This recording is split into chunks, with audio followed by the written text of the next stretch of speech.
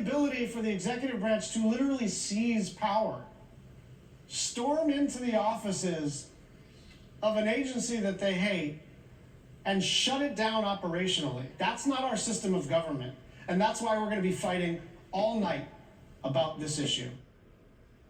Democrats have been holding the floor on the U.S. Senate all day today. They started at 2:17 p.m. Eastern Time. This is a live look at the Senate floor right now, where Virginia Senator Tim Kaine is taking his term at the podium.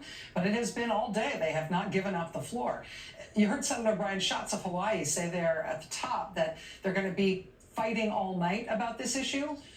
The issue, as they're defining it, is a guy named Russell Vogt, who's Trump's nominee for White House budget director. Vogt is the chief proponent of the theory that Donald Trump can essentially eliminate Congress's role in the U.S. government and defund anything they say to do on his own say-so, even though that's not how the U.S. government works. Well, tonight, Democrats are using the rules of the Senate. They're using the rights of the Senate minority to take up as much time as they humanly can to slow down Vogt's nomination as much as they possibly can. The other point of what they're doing here, of course, is to draw the American people's attention to just how radical this nominee is and why he should not be confirmed, and why what he proposes as our new form of U.S. government would not be the democracy and the tripartite split system of government that makes us who we are. The first Democratic senator to announce he would really throw his body into the gears of the government like this was Senator Brian Schatz of Hawaii earlier this week. He said he would block all State Department nominations until Trump reversed his attack on U.S. humanitarian aid. Right now, individual other Senate Democrats have followed that strategy. Senator Chuck Schumer is suggesting to Democrats that they should be taking that strategy broadly with all Trump nominees. And tonight, holding the Senate floor, they're really taking this strategy, which Schatz first announced, and running with it as far as they possibly can.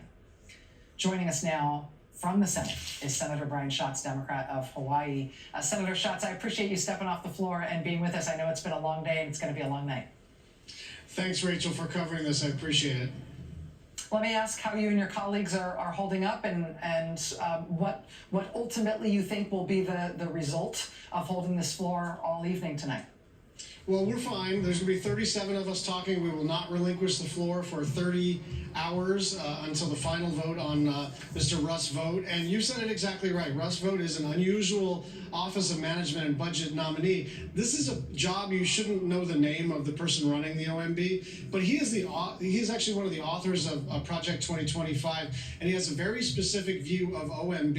He basically thinks that the OMB director should be the king's hand and represent the president in all things throughout the government, legislative, executive branch, wherever. He was the architect of the federal funding freeze that happened last week, where Medicaid portals were shut down, where Head Start was shut down, where construction projects were shut down. And he's got a lot more ideas for the American people, and none of them are good. He also basically views laws as optional. We pass an appropriations bill, and then he thinks that he gets to just say, well, Donald Trump doesn't like it, so we're going to shutter that agency. Look, if you don't like a particular part of the federal government, there is a way to change the federal government, and it's through your elected representatives in Congress. And I don't mean to be so fussy about these kinds of things, but this is the American system of democracy. So there's two problems with Russ Vogt. One is that what he proposes to do and what they have already done is illegal.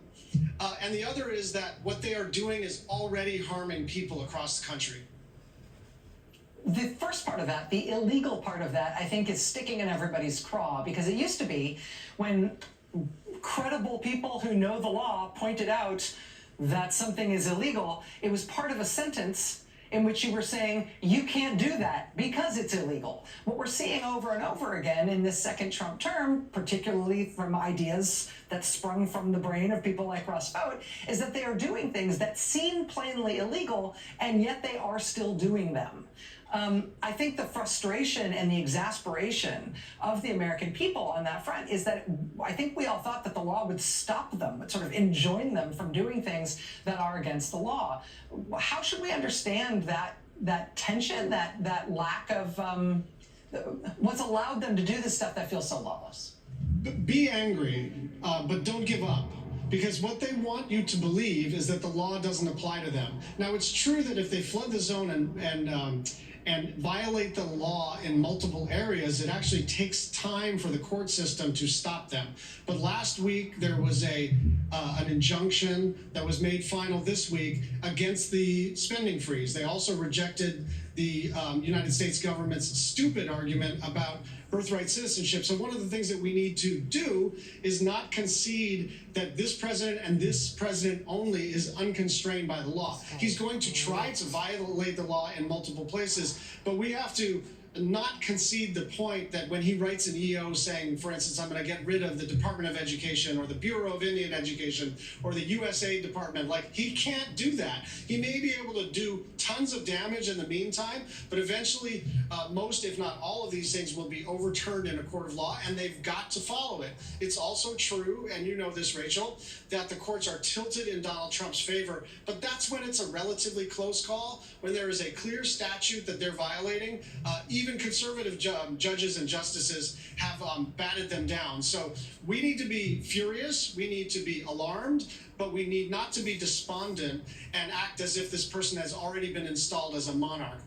We've got to fight, we've got to be vigilant, we've got to understand what happened in places like Belarus and elsewhere, and Turkey, but we cannot give up. It's way too early to give up, and one of the things that gives me the most hope over the last week is that people are starting to show up in 3 dimensions at the Treasury building, across the state of Hawaii, across the country. It's not the resistance, it's not going to be pink hats again, it's not going to be the same vibe, but there is a citizen movement now to take our country back.